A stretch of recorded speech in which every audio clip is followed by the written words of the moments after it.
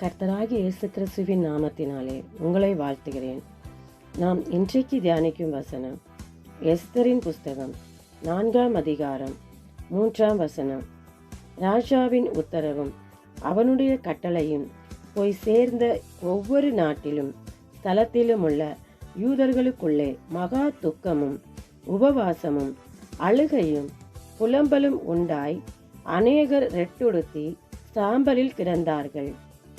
இதில் எஸ்தர் சரித்திரம் எல்லாருக்கும் தெரியும்.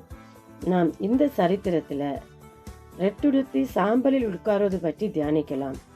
அதாவது யூத ஜனங்கள் எல்லாரும் யூத குலத்தை அழிக்க வேண்டும் என்று ராஜாவிடத்தில் கட்டளை வந்து சேர்ந்த உடனேயே அவர்கள் ரெட்டுடுத்தி சாம்பல்ல உட்கார்ந்து அழுகையோடும் புலம்பலோடும் உபவாசத்தோடும் கர்த்தரை நோக்கி பார்த்தார்கள்.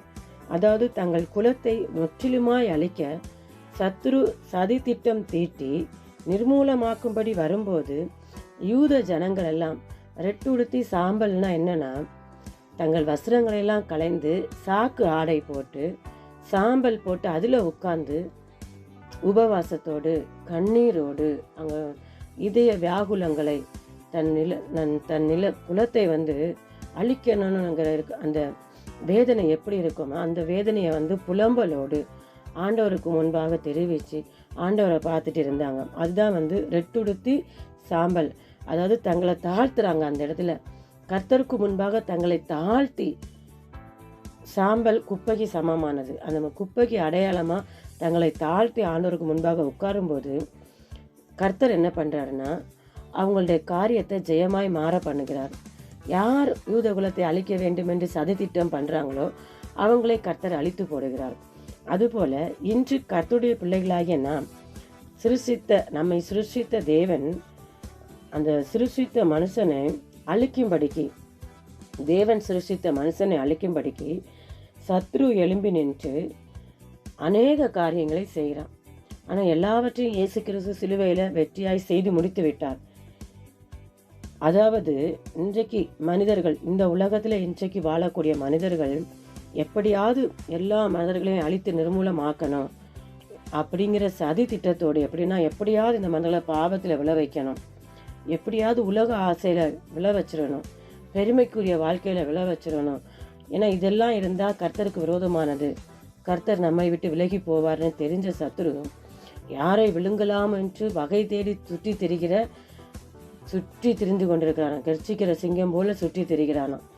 அந்த சத்ரு எப்படி மனுஷனை வீழ்த்தி அவனை நிர்மூலமாக்கி பாதாளத்துக்கு கொண்டு போகலாம் என்று இன்றைக்கு எழும்பி கொண்டிருக்கிற ஒவ்வொரு சத்ருவை நாம் மேற்கொள்ளணும்னா நாம் என்ன பண்ணோம், கர்த்தருக்கு முன்பாக நம்மை தாழ்த்த வேண்டும். அதாவது நாமளும் யூத ஜனங்களை மாதிரி சாக்கு ஆடை போட்டு சாம்பலில் உட்கார வேண்டியதுன்னு அவசியம் இல்லை.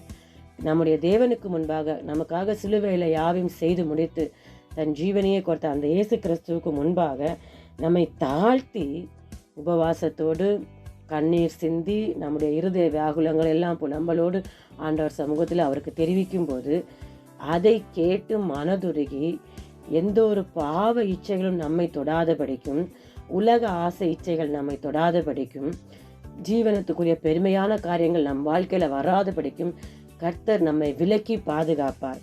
நாம் நம்மை கர்த்தருக்கு முன்பாக தாழ்த்துவோமா? நாம் இப்போது ஜெபிக்கலாம். அன்பின் பரலோக பிதாவே, உம்மை நன்றியோடு துதிக்கிறோம், சோதரிக்கிறோம். தகப்பனே ராஜா, இந்த நாளிலும் தேவனாகிய கர்த்தாவே அப்பா தகப்பனே, இந்த நாளில் அப்பா உமக்கு முன்பாக எங்களை தாழ்த்தும்படியாய் ராஜா.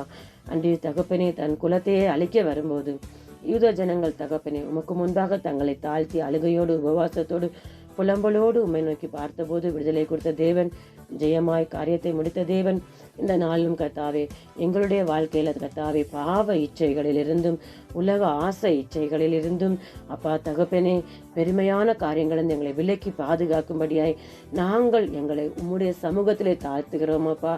தேவன் இதிலே நாங்கள் மேன்மையடைய எங்களுக்கு இரக்கம் பாராட்டுங்க, கிருபை தாருங்க இயேசப்பா. உம்முடைய அபிஷேகத்தினால் எங்களை வழிநடத்துங்க. உடைய தயவுள்ள கருத்தில் எங்களை ஒப்பு கொடுக்கிறோம். கர்த்தராகிய இயேசு கிறிஸ்துவின் நாமத்தில் ஜெபிக்கிறோம் நல்ல பிதாவே, ஆமேன். கர்த்தர் உங்களை ஆசீர்வதிப்பாராக.